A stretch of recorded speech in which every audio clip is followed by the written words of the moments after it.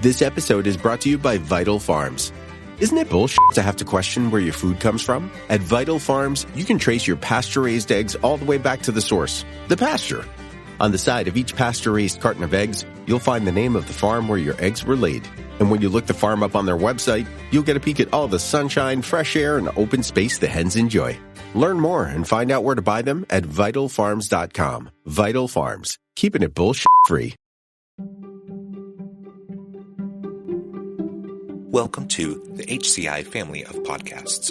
We're your source for personal, professional, and organizational growth and development. We share our own original research, explore industry trends, and interview executives and thought leaders from across the globe. Join us for practitioner-oriented content around all things leadership, HR, talent management, organizational development, and change management. Maximize your personal and organizational potential with the HCI family of podcasts.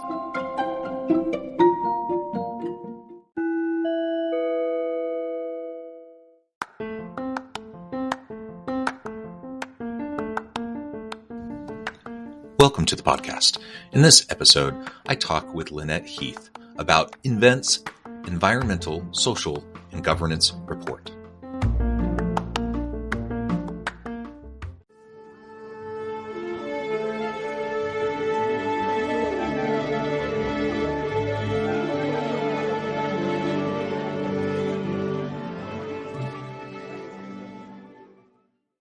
Lynnette Heath, welcome to the conversation today. Thank you, John. Glad to be here. It is a pleasure to be with you. You're joining us from the Minneapolis area. I'm south of Salt Lake City in Utah. And today we're going to be talking about nVent's report, Environmental, Social, and Governance report out this year to talk about these really important issues. And it's something I really enjoy talking about. I'm kind of a big believer in the social impact space. I talk a lot about these types of topics. Generally speaking, but also as they connect to organizations and people within the organizations as a mechanism to help reinvigorate people, align people with meaning and purpose and some of those sorts of things, not to mention all the other positive outcomes that come as we focus on these sorts of important issues. As we get started, I wanted to share Lynnette's bio with everybody. Lynnette Heath is nVent's Executive Vice President and Chief Human Resource Officer and ESG People Pillar Executive Sponsor. Prior to joining nVent, she was the Senior Vice President of Global Human Resources at Twin Cities-based Entrust Data Card. Again, a real pleasure to have you, Lynnette. Anything else you would like to highlight by way of your background or personal context before we dive on in? I would just say I've had the pleasure, as many of us in HR are able to do, to work in a variety of industries. I was with General Electric for a number of years before going to Entrust Data Card, which is Entrust today, working in financial. I was in healthcare before that with McKesson HBOC, and now really thrilled to be at nVent, which is in the electrical industrial space. And one, I think the great things, as I mentioned earlier about HR, is that we're able to experience so much. And over my career, I've been able to bring all the learnings with me to where I am today. And that's just been a benefit, which I'm really appreciative of. Yeah, absolutely. And HR is a really fun, dynamic space to be in. I know people conjure up all these mental pictures of Toby in the office and like some of these lesser desirable kind of caricatures and stereotypes. Exactly. But it's a wonderful place to be. And, the ESG component to all of this is one of the things that has evolved over the last couple of decades into something that I think is a really, really important part of any business. And it's something that people get really excited about. I also think about, I think everyone can get excited about it, but I think particularly millennial and Gen Z workers really are demanding this within organizations. Like they only want to work for organizations that are taking this stuff seriously.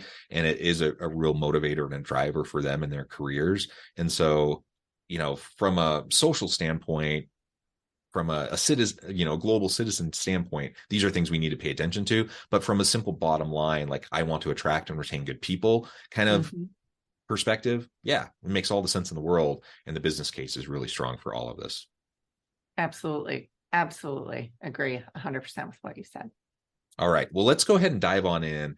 Can you frame up for us a little bit the background behind the Environmental, Social, and Governance report at nVent, when and why you started getting involved in this space, and then we can start to unpack this report. Sure. And I think I'll back up a little bit. Sure. You may or may not be aware about nVent and just who we are and how we formed. We're a fairly young company. We spun out of Pentair just over 5 years ago now. And so thinking about that time when we were forming, it was really exciting. And that's what drew me here, is being able to launch a new company, but be set on a really solid foundation. Mm-hmm. And we were able to then take a step back and say, okay, we have wonderful foundational attributes, but who do we want to be? We're coming out our own brand new name. Who do we really want to be as an organization? And we had some thoughtful discussions around that. And over the first couple of years, it's really just stand us up and make sure we can function and operate. Yeah. But then having the opportunity to say what's next, what's out there, and knowing that ESG is really important. To your point, we hear from all of our constituents and key stakeholders that it matters. So what are we doing? And we started with that first report just as a baseline and have put a really strong strategy behind it. I'm really thrilled to be able to be the people pillar owner and talk about what that means for the organization. But you can look at the building blocks that we put in place since we spun. We have a chief inclusion and diversity officer. We didn't have that role when we spun. We didn't have any, which we call I&D, inclusion and diversity, in the organization when we spun. We weren't gathering on a regular basis that feedback from our employees in terms of surveys, hearing what's on their mind, making sure we have a robust program around that two-way communication, and a variety of other ways that we're focusing on our people and making sure that our people know they matter. We say they matter, but they're feeling it every day. And after going out to our different locations and unsolicited, our people would tell me, we feel the focus on people here at nVent. We feel that people matter. It's more than something that's just said. And for me, that's so important. And that helps fuel really the leadership and the drive around that S, to your point, in ESG, although all of it matters, of course. But that helps bring back, for me, to the organization, and not just to the HR team, but our executive leadership team and our people leaders, who we bring together twice a year at a people leader call and talk about, here's what matters. How are we showing up? What shadow are we casting for our people? It's really important that they all feel it all around the world. And we've established that. So it's been exciting. Here we are. We just, celebrated our 5-year anniversary, May 1st, which is a thrill, and hearing the feedback from our people and coming up on our third report. Yeah, that's really exciting. And like you said, every organization has to start somewhere. So you start with the baseline, and then you can start to get to the point where, you can do this every single year. So anyone who's listening, who's like, oh, that's great, I would love it if our organization did this, but like, we're so behind. Okay. Everyone starts where they're at, and don't let that be a reason to not begin. Exactly. And you mature every year in terms of what you're reporting, how you're reporting, the different stories. And as you mature on what you're reporting externally, well, of course, with that comes the internal development. Do we have the infrastructure in place to capture the data we want to report on? Are we making sure all of our people leaders and our people, that they're focused? Because it matters. And that comes with maturing. But it certainly, I can tell you, by having that external report drives an internal focus as well. And so there's really a dual benefit of not just educating the world on some of the great things that we're doing, but also making sure there is that focus internally, because our people read it, they care about it, and they get excited, and they say, God, we could even do this next year or this the next year. So it drives that internal excitement as well as accountability, of course. Yeah. And something you mentioned a minute ago made me think about, another reason why some people are hesitant to get into the space or hesitant to start tackling it. It's this concern around performative, ESG work or social impact work, right? And I'm really happy that people are concerned about that. I want organizations to do real stuff and not just the PR machine, not just performative measures, right? And I've talked to lots of people that they're like, yeah, but we're just not there yet. And so anything that we're going to do is just going to be performative. And maybe can you start just by talking to us about that as you're a new company, you're spinning yourself up, you're starting your first baseline report.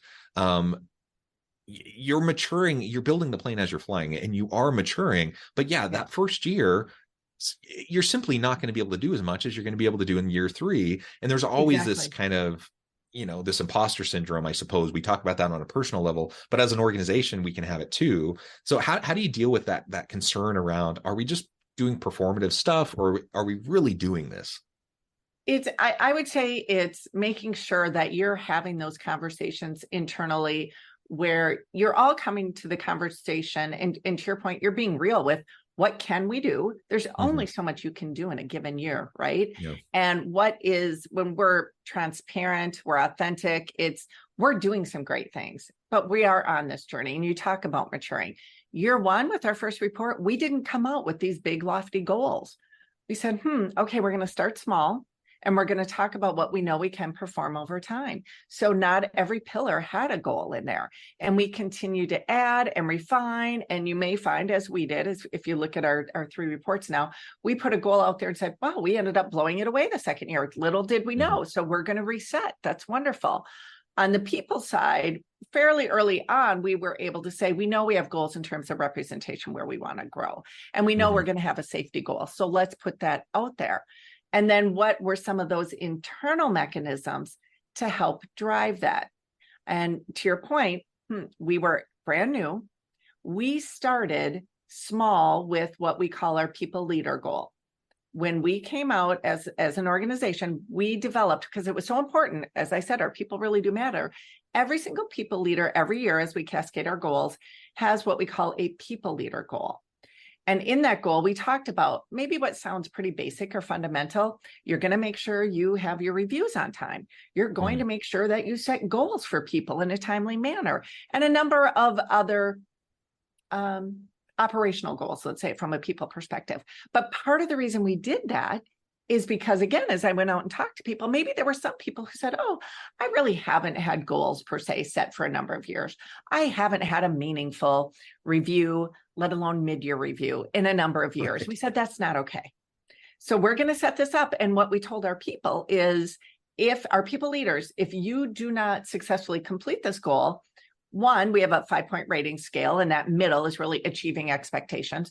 You can't possibly be above that if you're not doing these things from a people leader. So while the goal's weighted at 10%, you could get exceeding on those other 90% of your goals, but your overall rating won't be.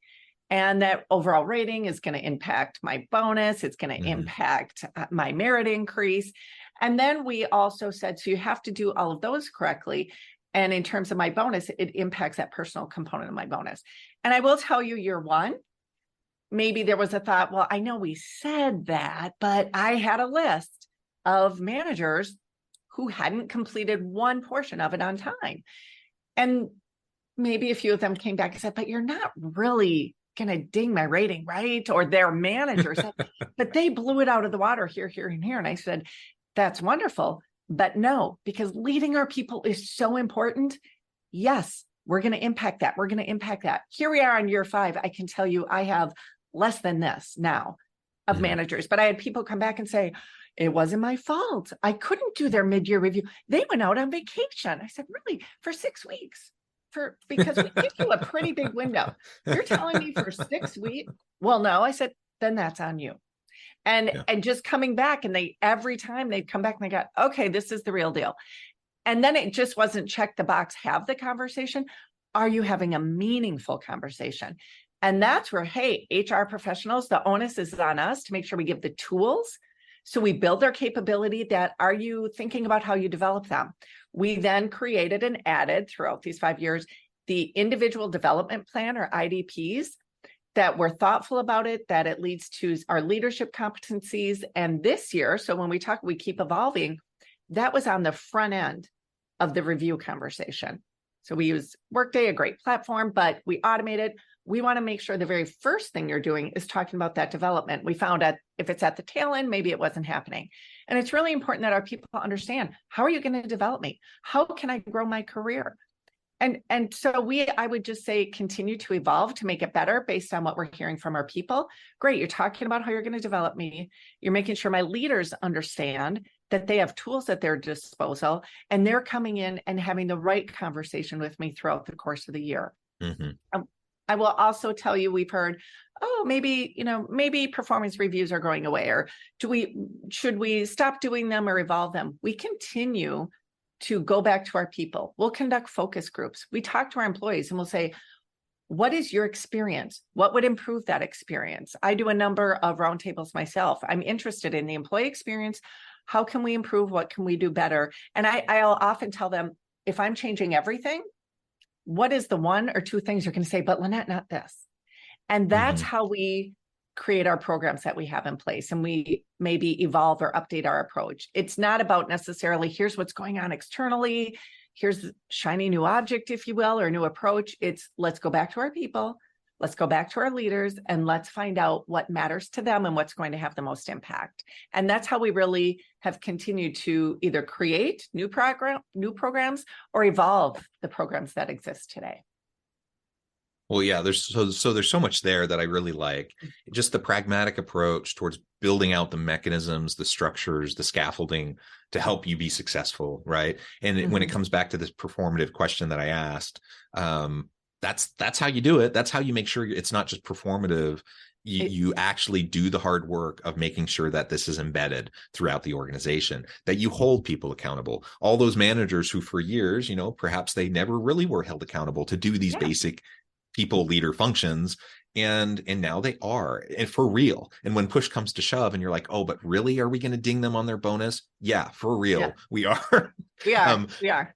And it takes sometimes a couple cycles to really get people on board, to help generate that buy-in, to really get people to see the vision of it. And frankly, for some people to self-select out, and you get sometimes new people, all of that, it usually takes a little bit of time, but people know if you're putting the real effort behind what you're saying is important, and they know when you're not.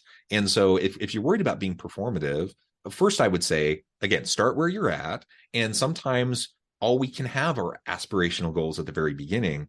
But, move quickly from just the mere aspirational goals towards, like, how are we going to build out these mechanisms, the scaffolding? How are we going to build out the accountability mechanisms, and then stick to it, like actually do it? And people, some people will kind of be upset because now they're being held accountable, but most people will say, okay, now I have some clarity. Now I actually know we're putting our money where our mouth is. We're actually walking the walk, and we're going to hold people accountable. People generally will appreciate that. Absolutely. I would agree.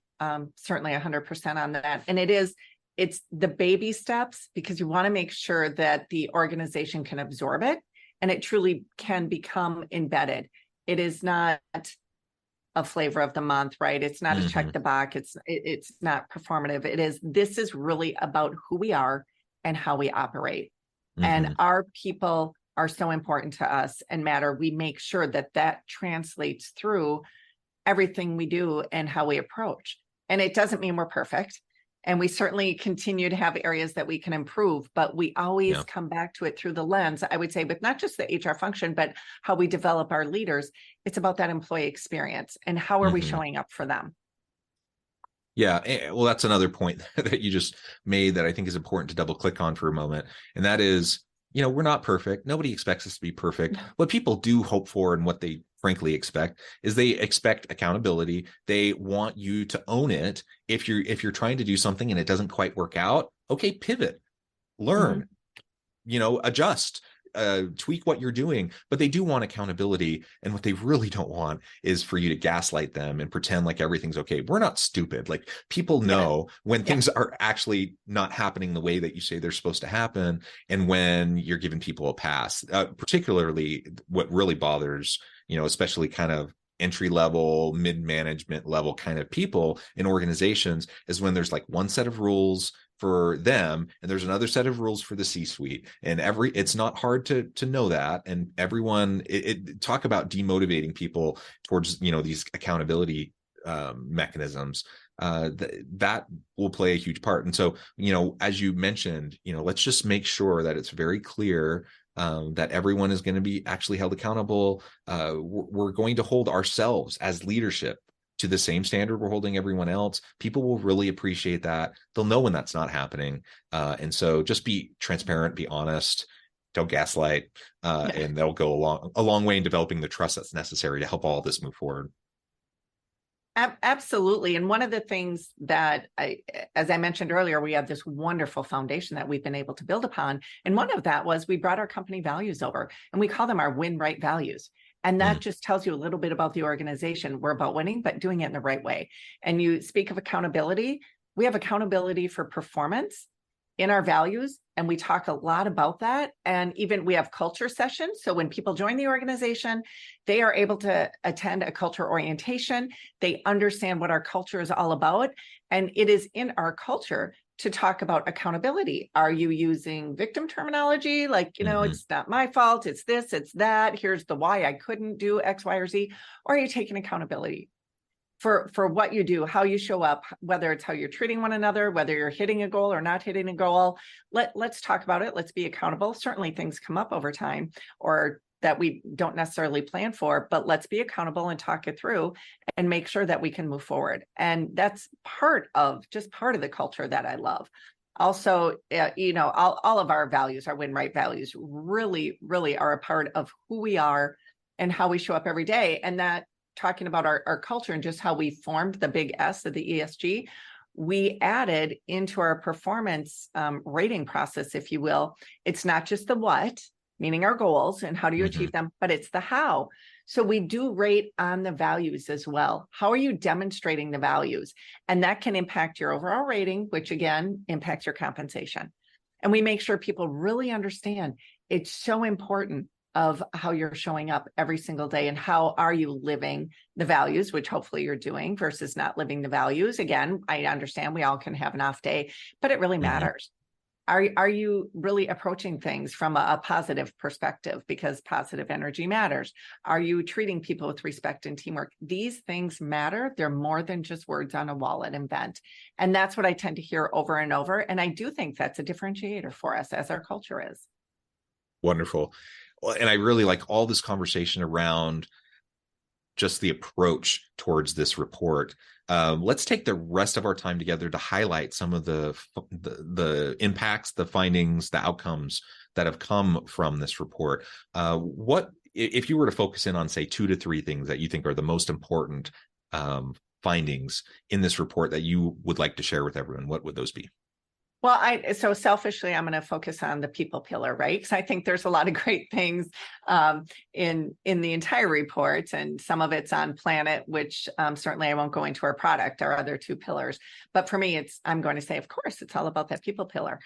One thing, as I mentioned, we established goals pretty early on. And what was really important to us were some representation goals. So we focused on gender and professional roles, as well as in the US, that racial diversity in management roles. And we have found, we put the focus in place. We then translated that focus internally. We have in our management incentive plan, we have what we call an ESG scorecard, and that's a 15% of the calculation, where in there we focus on ESG initiatives and we talk about diverse slates. And we hadn't necessarily talked about that before becoming our own company and how important it is.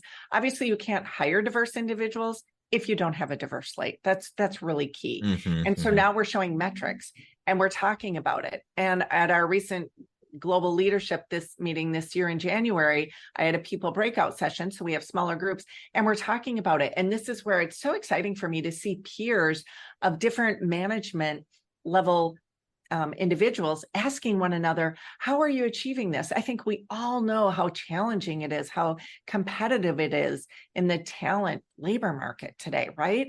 How are you finding it's taking us so long to get that slate of individuals, of candidates, and then maybe it takes a little longer to get that diverse slate? What are you doing? And they're sharing best practices, they're sharing information. We've had a focus on it and we increased it. We said, no, we're going to increase the focus on this, because what we have found when we bring diverse candidates to the slate, oftentimes, guess what? They're the best hire. We're all about making us better. And there's a lot of internal dialogue around that. But the outcome is we've improved our representation in both categories. And if you look at our financial results, we have fantastic financial results. Our investors love our focus on this because it translates through, as research shows it will. Bringing the diversity of experiences, background, diversity of thought is simply making us a better organization. And so I would say that's been very successful. Also, our focus on safety is something else that we called out. And that really matters. And our safety approach, it's making us better internally and making sure that we're being really thoughtful. We strongly believe that every single person around the world and every plant and every office has the right to leave work in the same shape that they showed up. It matters to us. And those are conversations and focus areas and discussions that we're having every day. And I think that by calling those out in the survey, it just makes you focus more internally as well as externally on those points. And we're seeing great performance there in terms of safety of our people. And I would say we're best in class, but we always strive to be even better. And that's what we're seeing in terms of outcomes. I love it. Lynnette, this has just been a really fun conversation. I note the time. I'm going to have to let you go here in just a minute. But before we wrap things up for today, I wanted to give you a chance to share with the audience how they can connect with you, find out more about you and your team there at nVent, your ESG report, and then give us a final word on the topic for today. Okay. Thank you so much, John. It's been a real pleasure. I would say feel free to look me up on LinkedIn at Lynnette Heath. I'm with nVent. You can certainly go to our company website as well. I encourage you to do that. You'll find our most recent as well as previous ESG reports. We're really proud of everything we're doing, of the progress we're making. I will tell you, I'm really, really proud to work at nVent, to be part of this team. I'm incredibly proud and thankful and grateful, quite frankly, for my HR team. I think they're fantastic. And we continue to grow, to be innovative in our approach, to think differently. What are we doing today? You know, at Spin 5 years ago, we had no ERGs, employee resource groups. Today we have 9. We have over 1,000 members around the world. You think about how that changes your culture. And we had some people who say, "What? I don't even know what an ERG is. What does that mean? What are we doing?" How we've globally launched an employee relief fund because that matters. We have an nVent Foundation. We're talking globally about our EAP, and previously we only had that in the US, an employee assistance program. We continue to try to show up in ways that our employees know you matter, we care, we're here for you. And that's an organization I'm proud to be a part of. I can tell you, I just had some key interviews last week, and the candidate said, "We see a lot about performance with the heart." And that is true. And that's who we are. We're all about results, but with caring. And so that's just, I think, a culture we're going to continue to foster, to continue to cultivate, and that will continue to be a differentiator for us at nVent. So I encourage people, please feel free to reach out to me directly, but go check out our website or connect with me on LinkedIn. Wonderful. Lynnette, thank you so much. It's been a real pleasure. I encourage the audience to reach out, get connected, find out more about what Lynnette and her team at nVent can do for you. Check out the ESG report. And as always, I hope everyone can stay healthy and safe, that you can find meaning and purpose at work each and every day. And I hope you all have a great week.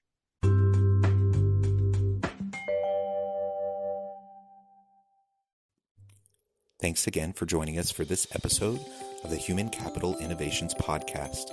I hope you stay healthy and safe and that you have a great week.